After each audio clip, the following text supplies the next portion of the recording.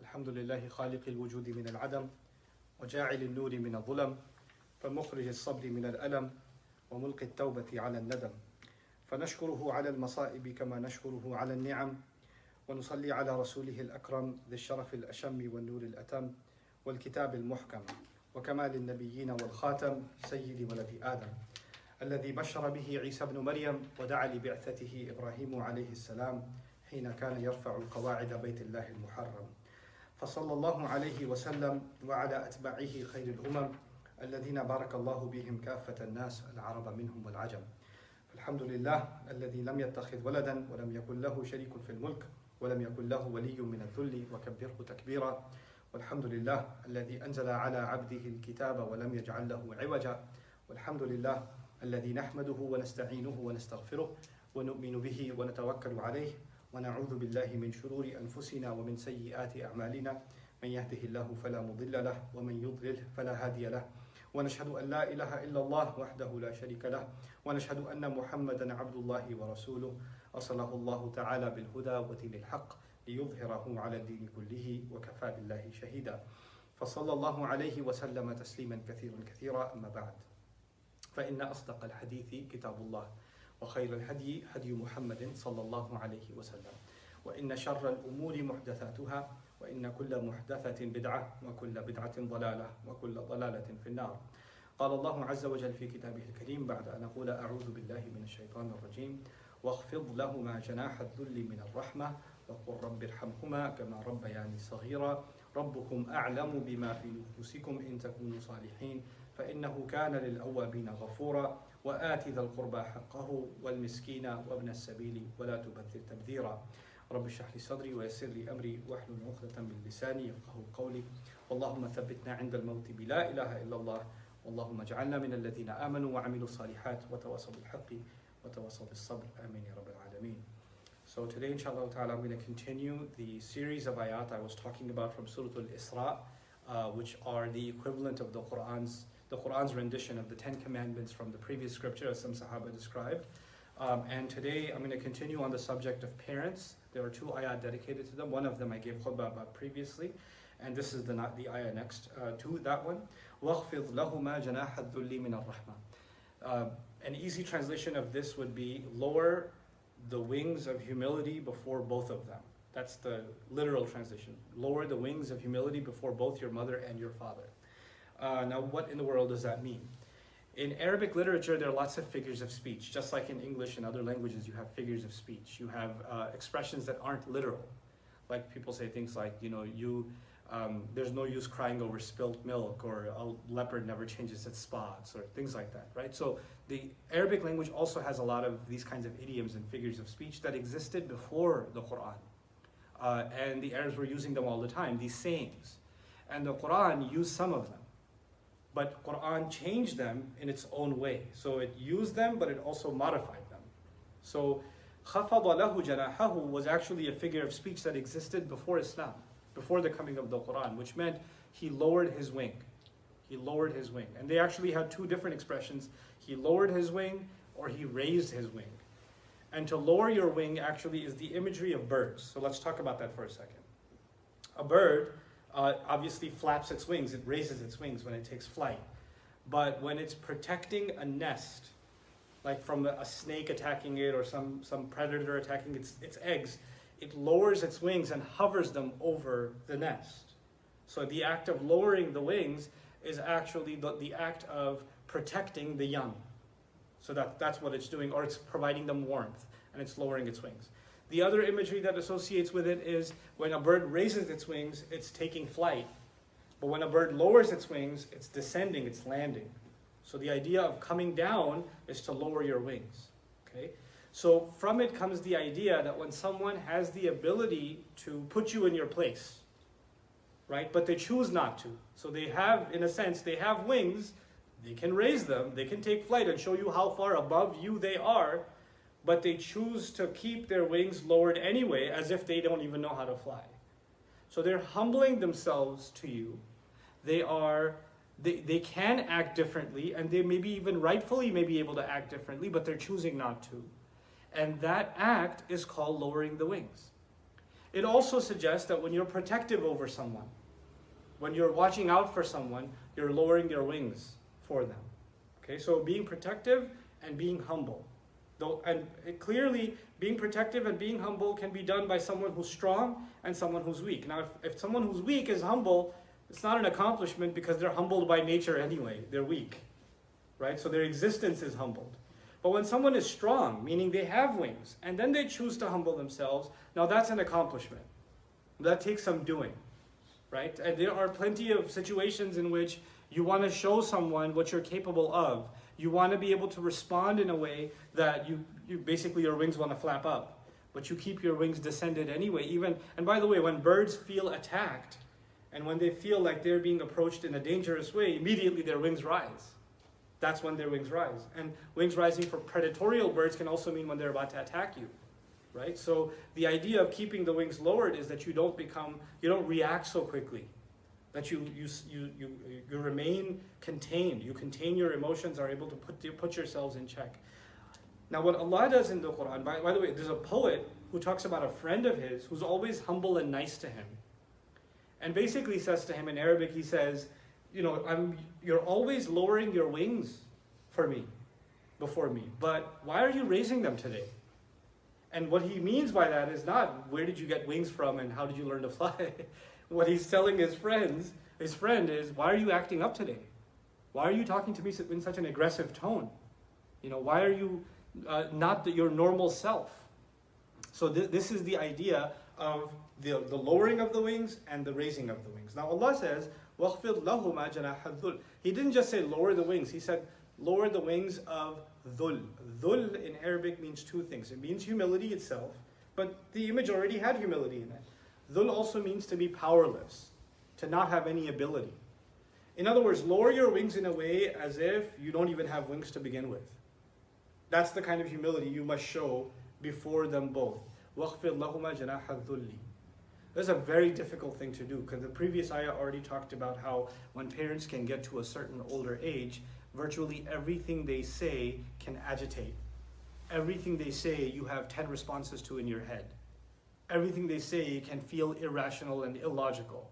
Like at every given moment, not a word comes out of them that you don't have a talk-back answer for, right? And if you don't say it, it's in your head.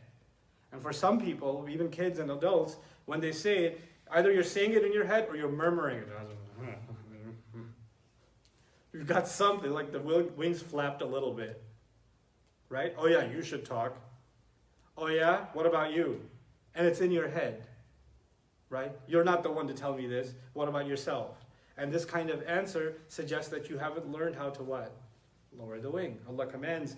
It wasn't enough in the previous ayah that he said, be the very best you can be, even when one of them gets old or both of them get old. Don't let them even see a sign of frustration on you. فَلَا تَقُلْ لَهُمَا أُفٍّ. Don't scold them, don't talk down to them. And speak to them both of them in dignified ways. Speak to them in respectful terms. But on top of all of that, he said, this humility piece. Why? Why is this so important? It's important because we have to understand that we are, just like when we were young, their job, part of their responsibility was to protect us, right?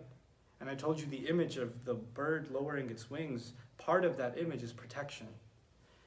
There comes a point where you have to protect your parents from themselves when they get older. You have to be protective of them.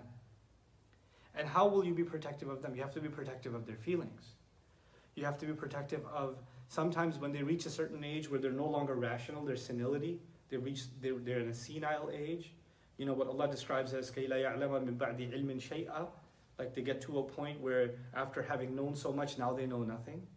Right? Allah describes that as part of old age. They become irrational, or they become forgetful, or they become erratic, and all kinds of, almost childish-like behaviors. And at that point, you have to protect them from themselves. You know better. You've been in enough arguments with your parents to know that when you say this, it's going to upset them even more, and then they're going to say even more worse, terrible things, and then you're going to respond, and they're going to say even more terrible things. In other words, and these angels, they're writing everything down. So they're writing even the terrible things your parents might be saying.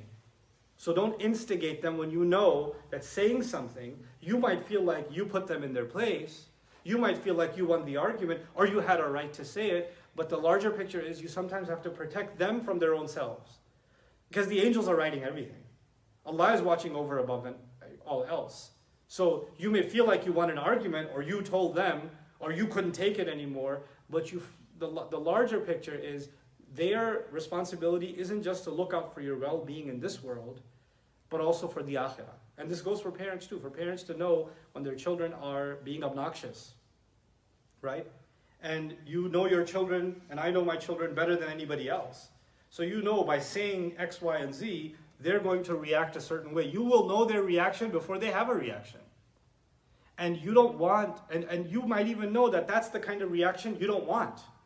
But you'll go down that path anyway, knowing that that's going to happen, right? So this is actually a problem. When we know that a certain way of approaching a subject is going to yield a worse result.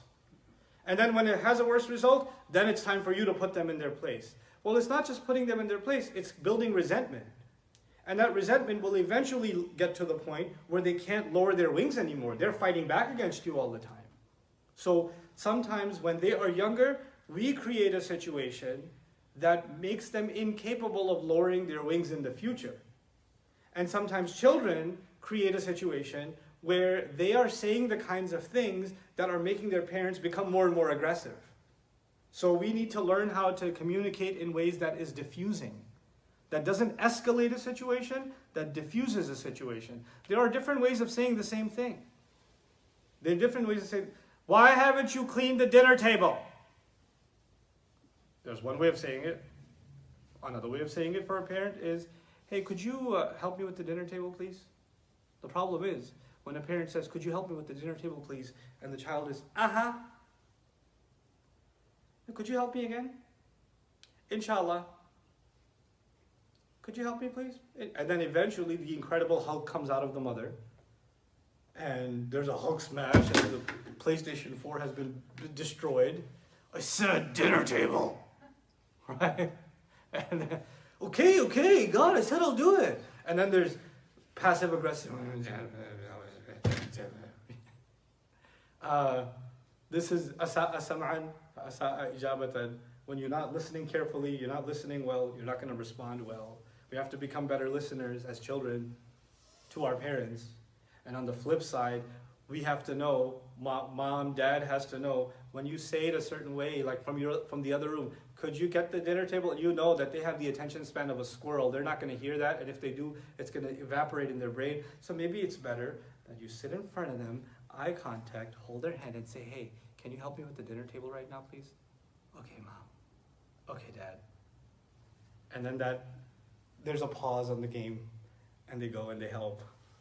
You see, there are, because parents have had the same exact escalated situations with kids, and kids have had the same exact escalated situations with parents over and over again, hundreds of times. And neither is learning from what they're doing wrong. What can be done differently, right? So if somebody says, I've told you 1,000 times, why don't you listen? That actually means you didn't try, you said exactly the same thing 1,000 times and didn't try a different approach. There's not just a problem with the child, it's also a problem with the parent. But the stubbornness of a child should also be called out. If the parent is trying every possible approach to make sense to you and you're stubborn in your place, where's the lowering of the wings? Where's that lowering of the wings? And they shouldn't have to, in fact, you and I as children should understand our parents shouldn't have to come up with 50 different ways of convincing us. And we should, Allah did not just tell us to be respectful to our parents, He reminded us what they did for us that we couldn't remember first, right? And it's the principle that I gave you in a previous khutbah, I'm reminding myself and you of, we cannot pay back what the mother did when she gave us birth. We can't pay that back. There's no way. Our existence, Allah made it owed to the pains of our mother. So, yeah, she's being unfair, or she's being mean, or she's being mad, or whatever you say she's being. That right, or that favor she has on you, she still has on you. Now, let's always balance the equation. The Quran always presents a balanced equation. Allah says, stand up for justice, even if it be against both parents. Quran says this. وَلَوْ عَلَى الْوَالِدَيْنِ. Okay? So, وَلَوْ عَلَىٰ أَنفُسِكُمْ أَوِ الْوَالِدِينَ. Even if you have to stand up for justice against your own selves or against both parents. It's interesting in that ayah, Allah didn't just say, stand up for justice even if it's against both of your parents. Because most kids, when they hear that, are like, yeah, I'm going to stand up for justice. Because every time my parents tell me to do something, it's clearly injustice. And so I have to stand up for justice. So you read into this ayah what you want. But actually the ayah didn't begin that way. Stand up for justice, وَلَوْ عَلَىٰ أَنفُسِكُمْ, even if it means standing against yourselves or both your parents. So who do you put in check first before you try to put your parents in check? Yourself. Am I doing something unfair? And we are very good at lying to ourselves. بَلِ الْإِنسَانُ عَلَىٰ نَفْسِهِ بَصِيرَةٌ وَلَوْ أَلْقَى مَعَاذِيرَهُ. A human being has got pretty good view of himself, even though he comes up with lots of excuses. When somebody puts you or corrects you and makes you recognize that what you're doing is unfair or what you're doing is wrong, and they show you why and how. They show you why and how. And it's a very angering thing. I just got corrected. I don't like it. I don't like being corrected. And it's at that point that you and I have to show humility to Allah's word. The way in which I was corrected, does Allah consider that correction fair? And I just feel like it's unfair because I didn't like the feeling. You not liking a feeling doesn't make something fair or unfair. Is it right or is it wrong is what makes it fair or unfair. Right? So human beings, because we don't like being corrected, that also creates an aggression. But neither do kids like being corrected, nor do parents like being corrected. And so Quran says, your commitment is to what's fair, what's right. And there are certain rights that parents have been given. There are certain rights that children have been given. And children, even as they become adults, they've been given. And those rights change. When children are under let's talk about that a little bit, how that humility changes. When you are under the care of your parents, when you are no longer when you're not yet living on your own, you're not adults, not by Sharia standards, you're not adults yet, you're children, then you are under the authority of your parents. So you don't get to decide fair and unfair unless there's cases of actual abuse, where you're getting beat or humiliated or degraded. Those cases I'm not talking about. But if your parents are telling you to do the dishes, you don't get to say it's not fair. Or if they're telling you to clean up your bed, or if they're telling you to do your homework, none of that is a complaint thing. Oh, I can't believe my parents tell me to do that. Because they are an authority over you, they have a custodianship over you, and they have that right. Allah has given them that right. They're providing for you, they're giving you an education, they're giving you a house, they're giving you even the toys that you enjoy or the games that you enjoy, the clothes that you're wearing, and and above and beyond all else, your mother gave you part of her body. She literally gave up part of her body so you could be born. So in that time when you are under their care, then you have to act a certain humble way. And children that don't learn that in an early age are the worst rebellious children later on in age when they become independent. And you have to do that on your own because you are a believer in Allah. Now when you get older, okay, now you're in university or you're old enough to have your own job, you've got your own apartment, you've got a life of your own, right? You make your own money, you don't need their money anymore. Or maybe they've retired now and they don't provide for you financially. In fact, you're providing for them financially. And the tables have turned, right? And at the very least, you become independent. You're not relying on them. You don't come to them and say, can I get those shoes for Eid? You get your own shoes. You don't need them to buy you a thing or another. You can get it yourself. You got your own car now.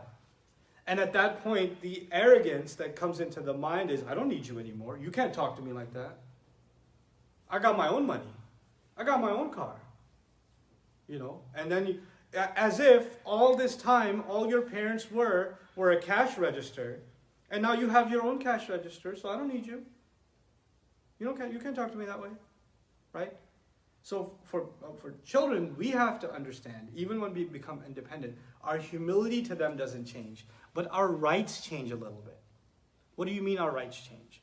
You see, we are no longer under their authority in certain things. In certain things, we're no longer under their... Like the Quran, for example, describes, وَآيَةٌ لَهُمْ أَنَّا حَمَلْنَا ذُرِّيَّتَهُمْ فِي الْفُلْكِ الْمَشْحُونِ. It's a miraculous sign for them that we have them board their offspring onto ships. Now, why am I bringing this up? there's an image in the ancient times of parents taking their young son, daughter, whatever, and they're putting them on a ship. Obviously, when you put them on a ship, they're not crossing a lake. They're going across the ocean. So they're going months and months, maybe years away. And they're going to start a life of their own. At that point, when they have a life of their own, they're not under the authority of their parents. Their decisions on an everyday basis, the job they'll do, the family they'll start, whatever, they can't consult back all the time now. They can get advice and wisdom in a letter, but they really have a life of their own. They essentially have a life of their own. The relationship of authority has changed a little bit. They're not telling you what to wear to go to school anymore. They're not telling you to take those shoes off, put those other shoes on. They're not telling you to get in the car right now because you're no longer under their custody. You're an independent human being. And when you're a man, for example, now you got married. Well, they can't tell you how to talk to your wife or to your children, because you're independent and answerable to Allah for taking the responsibility of starting a household. You're not a child. You're a child to them, and you have to be humble to them, respectful to them, kind to them, serve them, take care of them. If they need anything, you better provide it for them. All of those remain. All of that remains. But if they start exerting that you need to be humble to me in the way that you raise your own children, no, nobody humbled you in the way you raised me. You had the autonomy to raise me. And now I have the autonomy to raise my kids. You had the autonomy in your marriage. And now I have an autonomy in mine. There's a life that you have that's your own now. What's happened, unfortunately, sometimes is, in some cases, in some cultures, and it's not even limited to Muslims, but it's certain cultures in which parents are given this total authority right across all spans of your life. The Quran is describing the relationship remains one of respect and humility, one of care. But Allah does not take one human being and give them certain rights at the expense of another human being. I can't take the rights of my wife away for my parents. I can't take the rights of my parents away for my wife. I can't take the rights of my kids, one child away for another child. Everybody has rights and responsibilities, and above all of them is Allah. Above all of those rights and responsibilities. So no one has full rights to say, no, you don't get to do this and you get to do that. And people often misquote incidents from the time of the Sahaba. You know, like the incident of Abdul Rahman, Abu Bakr Siddiq, famously it's said that Abu Bakr Siddiq told his son to divorce his wife, and he did. Right? See, the Sahaba, they intervened in the married lives of their children. Well, hold on a second. You have this one line that he told him to divorce his wife. Do you know anything about their marriage? Do you know what was their week like? What was their month like? What were the years of their marriage like? Do you know anything? You have these snippets of details, and can you tell about the real situation in the life of a family based on one or two sentences? Oh, I know everything there is to know about a family. No. If somebody said, I can summarize your entire personal life in a sentence or two, would you think that's fair? No. And if you just heard, hey, he told him to divorce, do you know the reasons, the conversations? It's a family matter, right? It's not a small decision. We know none of that private stuff, and we say, aha, you see, there's a text here, and that allows. And by the way, Abu Bakr Siddiq radiallahu ta'ala anhu is a Sahabi whose iman, compared to all of our iman together would be a speck of dust compared to his. But even then, he is not the legislator of this deen, radiallahu anhu. That's the book of Allah and the sunnah of his messenger, sallallahu alayhi wa sallam. We have to be clear about certain things, right? So what I'm getting at is there's this remarkable humility we have to show to our parents, but that does not justify that we take anybody else's rights away in the name of being humble to our parents. So for example, in some cases, people have come to me and said, well, I have a job, and my mom expects me to deposit my paycheck into her account every week. Okay? The problem with that, and then she gives me pocket money to go do the groceries. I was like, that's interesting. Is she not financially independent? No, she owns a couple of properties and they're pretty wealthy, but they expect this from me. And I have to do it because I'm their son. No, actually, you don't have to do that because you're their son. Our religion didn't say that. Your money is yours. You have to pay zakat on it, or she does. You have to take care of that money. You have to earn it in a halal way, or she does. Who's responsible for it? And when you die, that money is going to be distributed according to the laws of inheritance, right? If that belonged to her, then there should be no inheritance laws. It's entirely hers. Or it's entirely your dad's. Why is it being distributed? This one gets this much, this one gets that much. Because in this world, that was yours. Now, if a parent needs, ala ra'si wal ayn, absolutely. If they have a need. If they're not independent, absolutely. Whatever they need, even above your own preferences. I'd rather feed them than starve myself. I'd rather do that. But if they are independent, then these cultural expectations, they have nothing to do with the Book of Allah. They have nothing to do with the Sunnah of the Prophet ﷺ. And it's not just about parents asking for too much. Let's flip the occasion, the circumstance. You see, when people hear this, they're like, yes, I don't have to do anything for my parents. I heard a khutbah from the Ali Khan. Because everybody is greedy. They hear what will give them an advantage. They hear, so we're not humble before the word of Allah. We are only interested in hearing what will justify the way we're already doing things. That's what we want. And this is actually putting ourselves above the word of Allah. Allah says, وَكَلِمَةُ اللَّهِ هِيَ الْعُلْيَا. The word of Allah is in the highest place. I'm reminded a long time ago, I gave a khutbah about the rights of husbands and wives. Long time ago. And I said one khutbah was just about the rights of the wife. Just the whole khutbah, 25 minutes, rights of wife. And I made a handout. About the rights of wife. And I did not give it to the sister section. And they were requesting, can we have a copy? Can we have a copy? Because they wanted to make a poster out of it, put it on the fridge, maybe even make a tattoo out of it, put it on their husband's forehead so he looks at it in the mirror every day, right? Maybe have an audio recording so when the phone rings, the rights of the wife are said. But I didn't give it to the ladies. I gave it only to the husbands. And the next week I gave a khutbah about the rights of the husband. And I only gave a copy of that to who? The women. But that doesn't help. I can only try so much. You know why? Because when you learn about your rights, you want to slap somebody else with your rights. Right? And but you don't ever want to slap yourself with your responsibilities. You just like slapping other people with your rights. That's not justice. Justice means that you stand for your rights and you also stand up to your responsibilities. Right?